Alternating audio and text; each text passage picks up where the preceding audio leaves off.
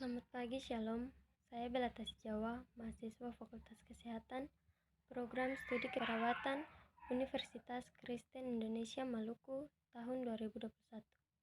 NPM 12114201210019 dengan dosen pengampu Ibu Grace Wakano Escape MKep. Di saat ini saya akan membahas tentang sistem reproduksi. Sistem reproduksi atau sistem genital adalah sistem organ seks dalam organisme yang bekerja sama untuk tujuan reproduksi seksual. Banyak zat non-hidup seperti cairan, hormon, dan feromon juga merupakan aksesori penting untuk sistem reproduksi. Yang berikut sistem reproduksi ini terbagi menjadi dua bagian, yaitu sistem reproduksi wanita dan sistem reproduksi pria. Kita akan bahas tentang sistem reproduksi wanita. Sistem reproduksi wanita memiliki beberapa bagian dengan fungsinya masing-masing.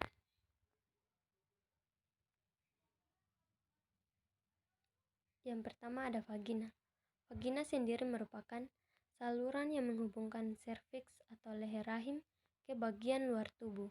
Letak vagina tepatnya di belakang kandung kemih agar lebih rendah dari rahim.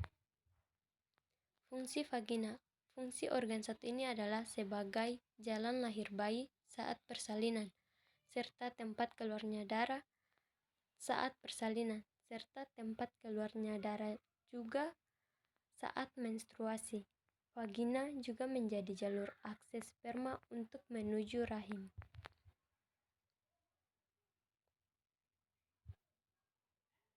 Kedua, rahim.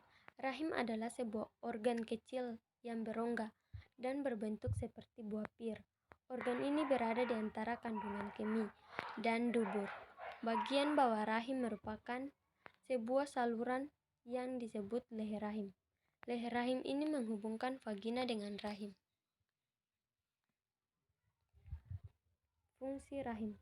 Rahim memiliki fungsi penting dalam proses reproduksi selama siklus menstruasi normal. Lapisan rahim atau endometrium akan diselimuti dengan gumpalan darah yang menebal. Hal ini dilakukan sebagai upaya untuk mempersiapkan kehamilan.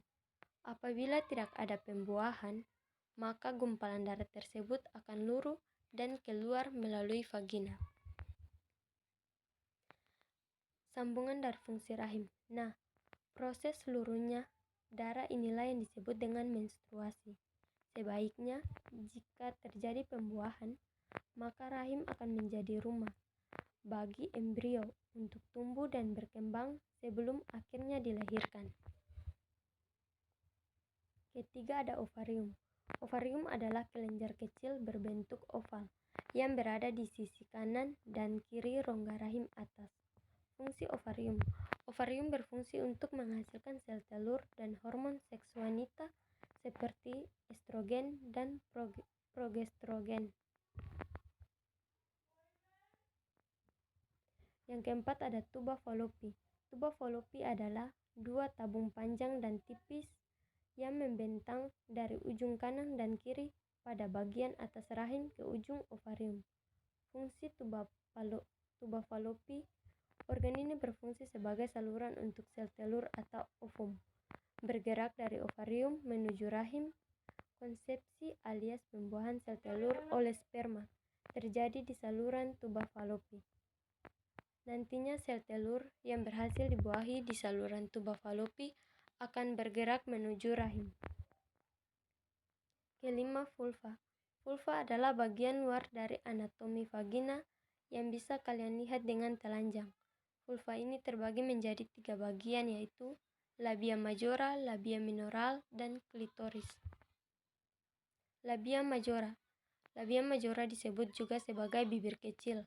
Bagian ini mengandung banyak kelenjar keringat dan minyak. Setelah pubertas, labia majora akan ditutupi rambut-rambut halus. Yang kedua, labia minoral. Labia minoral disebut sebagai bibir besar. Disebut demikian karena bagian ini berukuran sangat kecil, yaitu sekitar 5 cm. labia majora dan mengelilingi lubang vagina dan uretra atau lubang tempat pembuangan air kecil. Jadi, lubang tempat urin keluar dari tubuh berbeda dengan lubang keluarnya darah saat kalian menstruasi. Yang berikut ada klitoris. Klitoris adalah tonjolan kecil yang berada di dalam labia minora. Klitri ditutupi dengan lipatan kulit yang disebut preputium, mirip dengan kulup di ujung di penis. Sama halnya dengan penis, klitoris dikelilingi banyak saraf sehingga sangat sensitif terhadap rangsangan dan bisa menegang. Yang berikut kita akan masuk dengan sistem reproduksi pria. Sama halnya dengan wanita, sistem reproduksi pria juga terdiri dari banyak bagian. Setiap bagiannya tentu memiliki fungsi masing-masing yang sangat vital. Berikut bagian-bagian dari sistem reproduksi pria yang perlu kalian tahu. Pertama, penis. Penis adalah organ seks pria. Biasanya organ ini akan mencapai ukuran maksimal selama masa puber. Penis terdiri dari 3 bagian utama: pangkal atau radix, batang atau korpus, dan kepala atau glans. Di ujung kepala penis terdapat lubang saluran uretra untuk mengeluarkan urin dari dalam tubuh. Lubang ini juga berfungsi mengeluarkan cairan mani ketika pria mencapai klimaks atau orgasme. Di sepanjang batas penis, tepatnya pada sisi kiri dan kanannya, terdapat jaringan ini dipenuhi darah. Penis akan menjadi kaku dan ereksi sehingga memungkinkan pria melakukan penetrasi selama hubungan seksual. Yang berikut skrotum. Skrotum adalah sebuah kantung kulit yang longgar dan menggantung di belakang penis. Bagian tubuh satu ini juga dikenal dengan nama buah sakar dan sangat erat kaitannya dengan testis.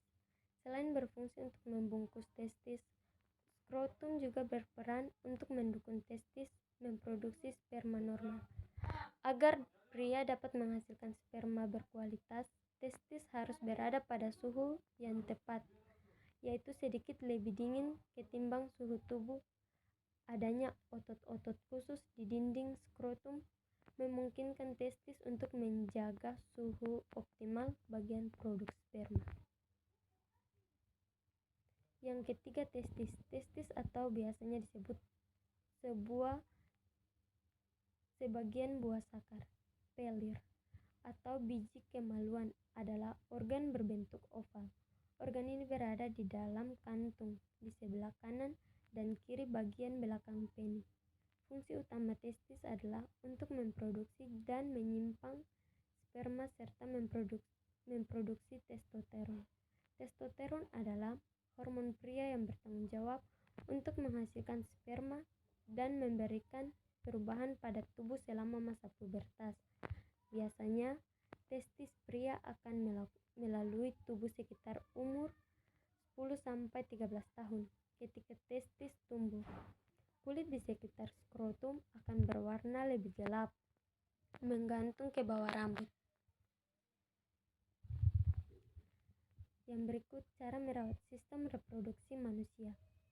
Setelah mengetahui anatomi beserta fungsi dari sistem reproduksi manusia, kalian juga perlu memahami cara merawat organ satu ini, mengingat sehingga perawat yang dibutuhkan pun tak beroleh sembarang. Berikut panduan sederhana untuk merawat sistem reproduksi manusia. Setelah selesai urusan berkemih, pastikan penis dan vagina dibersihkan serta dikeringkan dengan baik dan menyeluruh. Kedua, hindari pemakaian bedak, sabun wangi, gel, dan antiseptik karena ini akan dapat memengaruhi keseimbangan yang sehat dari bakteri dan tingkat pH di dalam area genital yang menyebabkan iritasi. Ketiga, rutinlah ganti celana dalam setiap hari. Sampai di sini presentasi saya. Sekian dan terima kasih.